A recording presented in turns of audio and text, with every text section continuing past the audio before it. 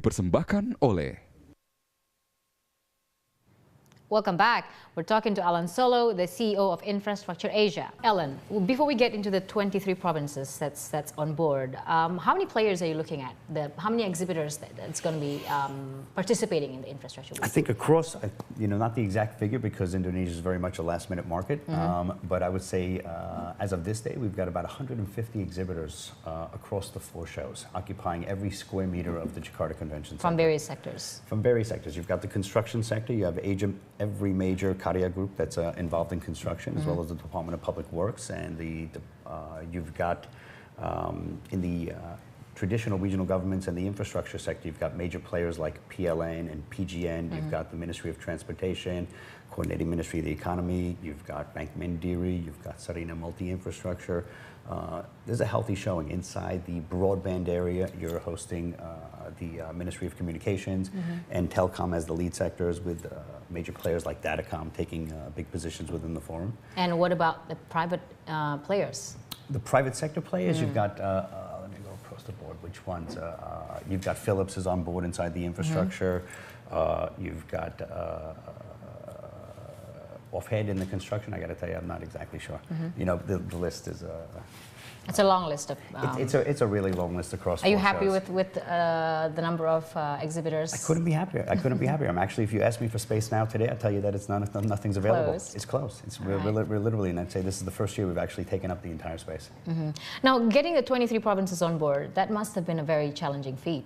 That is a challenge. Was it difficult to sell the idea to the provincial government? We've been working closely with them over the last years, and this is the first time we're seeing a really, really strong turnout. So, this has been able, and through a collaboration between Pasharo Limpo, who is the chairman of the Association of Regional Governments, and Pasorio Solisto, the chairman of the Chamber of Commerce. And in the collaboration of the 2 of them, with the support of Menko's office, Bapenas, and BKPM, is really the fabric of the regional government's conference.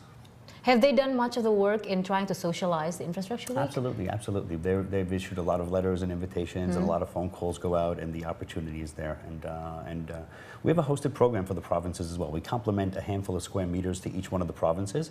But what we've seen is a trend this year that many of the provinces are upgrading their space and taking a lot more space. So we're pretty excited.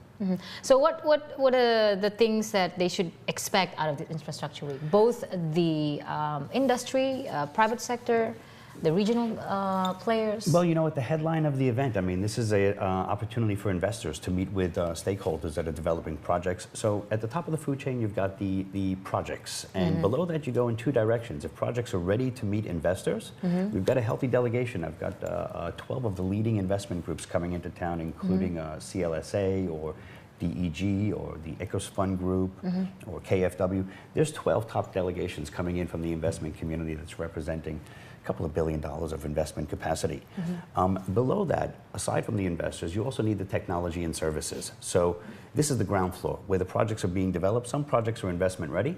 Some projects are in what they call the market sounding stage, and that's the ground floor where stakeholders that have technologies and services want to get in and meet the people and understand the projects a little bit better so that they can enter the tender and later on try and win their projects and win pieces of their work.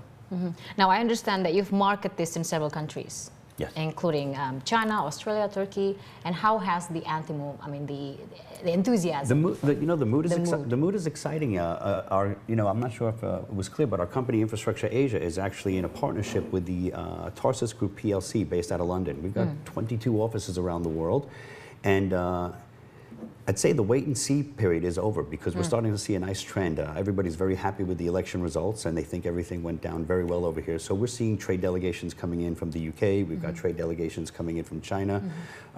It's an exciting moment, it's an exciting moment. Yeah, like I said, it couldn't have come at an impeccable time because the government is trying to boost its infrastructure. It's no accident. It's no accident. Infrastructure is the key to moving everything forward. Without infrastructure, you're going to continue to have floods in your homes. You're going to continue to have traffic in your streets. I mean, infrastructure has got to be the key to growth, and we put our eye on this over a year ago, and pulling these 4 events together is really going to be the key. And this should accelerate the conversation, if not the action, towards the economic integration that's starting with next ASEAN, year with ASEAN Exactly. A lot of the themes are, for example, in the airport theme, the conference called the Indonesian Aviation Business Forum focuses on partnering with Indonesia under the ASEAN Open Sky policy. Indonesia is an incredible opportunity to be a hub between Australia, between Asia, between the Middle East. It stands at an incredible opportunity. So how do you partner with Indonesia? I think you'll find at the Aviation Business Forum, for the first time ever, you'll have 12 board of directors from the combined Angkasa Pura I and Angkasa Pura II.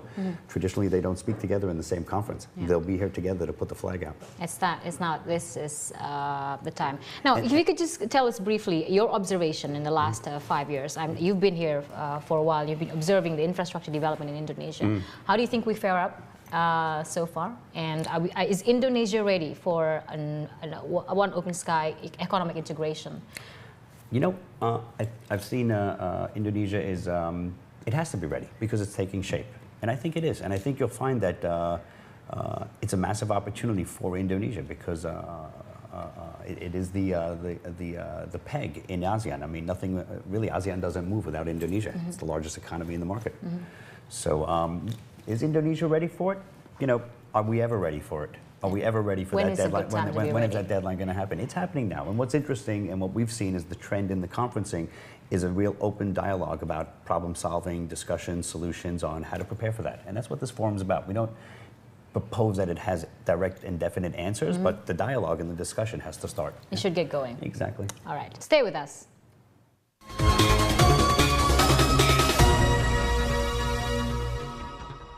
Dipersembahkan oleh